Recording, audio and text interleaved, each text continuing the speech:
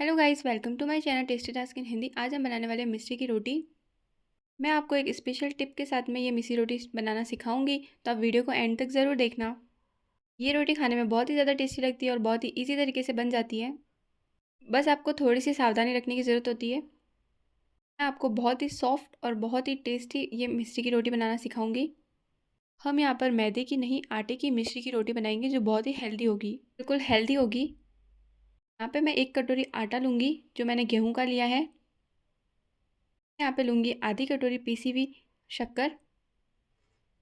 Guys, मैदे की तो सभी बनाते हैं, हम आटे की मिस्री की रोटी बना रहे हैं तो हमारे लिए बिल्कुल हेल्दी होने वाली है। अब हम लेंगे गाइस घी।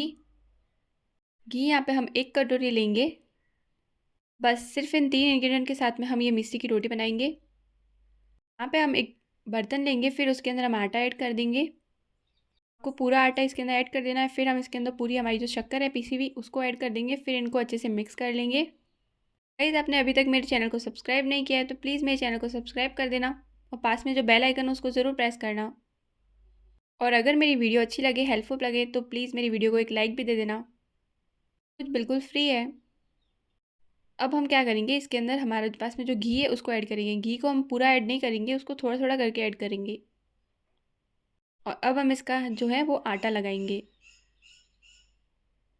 गाइस, इसका आटा लगाना बहुत ही मुश्किल होता है। सबसे मुश्किल काम यही होता है इस रोटी को बनाने के टाइम, क्योंकि हम इसके अंदर पानी यूज़ नहीं कर रहे हैं। इस वजह से ये आटा लगने में काफ़ी मुश्किल होता है।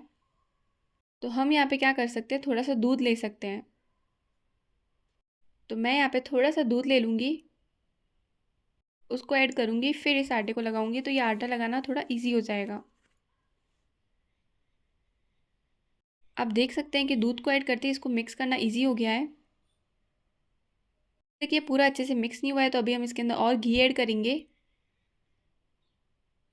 गाइस, इस मिस्री की रोटी बनाने की सबसे मेन प्रोसेस यही होती है। मैंने जहाँ पे शक्कर यूज़ की है, आप यहाँ पे मिस्री की भी यूज़ कर सकते हैं, उसको भी पीस सकते हैं। तो अब आप देख सकते हैं कि जो आटा है वो बिल्कुल अच्छे से लग गया है। थोड़ी देर के लिए हम इसको रखेंगे। उसके बाद में हम लेंगे तवा और फिर उसके ऊपर ऐसे, जिस तरह से मैं ये बॉल बना रही हूँ, बिल्कुल ऐसे आपको बॉल बनानी है। गाइस, इसको बनाते वक्त थोड़ी सी प्रॉब्लम होती है पर इतना भी ज़्यादा टफ नहीं है इसको बनाना। तो यहाँ पे मैं इसको अच्छे से बॉल को बना दूंगी। उसके बाद में हम क्या करेंगे, इसको तवे पे अच्छे से प्रेस करेंगे। गाइस, ये बहुत इजीली टूट जाती है क्योंकि इसके अंदर पानी ऐड नहीं हुआ है, इस वजह से आपको इसको ठंडे तवे पर बहुत ही अच्छे से बनाना है। इसके अंदर जो दरारें आ रही है उनको आपको मिटाते हुए एकदम अच्छे से बनाना है इसको। आप देख सकते हैं मैं कैसे बना रही हूँ, बिल्कुल आपको ऐसे ही बनाना है। मैं यहाँ पे नॉन स्टिक कढ़ाई यूज़ कर रही हूँ, इसलिए इसके अंदर चिपकेगा नहीं। आप भी नॉन स्टिक यूज़ करेंगे तो ज़्यादा बेहतर रहेगा। अब मैं इसको साइड से शेप दे रही हूँ, आप चाहे तो दे, वरना कोई ज़रूरी नहीं है इसका, ये बिल्कुल ऑप्शनल है। तो मैं यहाँ पे इस तरह से इसकी सारी डिज़ाइन बना दूँगी।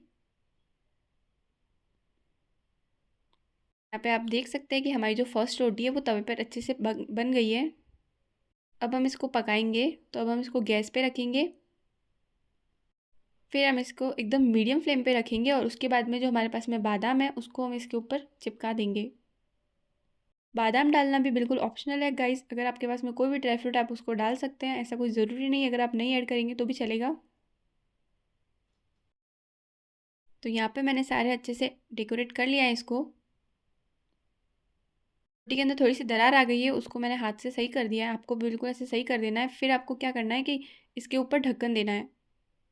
आपको गैस को एकदम लो फ्लेम पे ही रखना है, हाई फ्लेम बिल्कुल नहीं करना है, क्योंकि ये रोटी जो होती है वो बहुत इजीली जल जाती है। यहाँ पे हम ढक्कन देके इसको कम से कम 1 मिनट के लिए पकाएंगे, उससे ज़्यादा आपको नहीं पकाना है इसको। अब बस हमारी जो रोटी है वो अच्छे से तैयार हो गई है, लेकिन अब ये हटेगी नहीं ऐसे।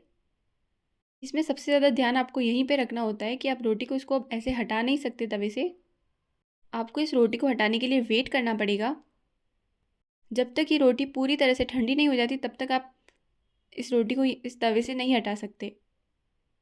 तो यहाँ पे जो है ये रोटी अच्छे से ठंडी हो गई है मेरी। तो बस अब मैं इसको प्लेट में ले लूँगी।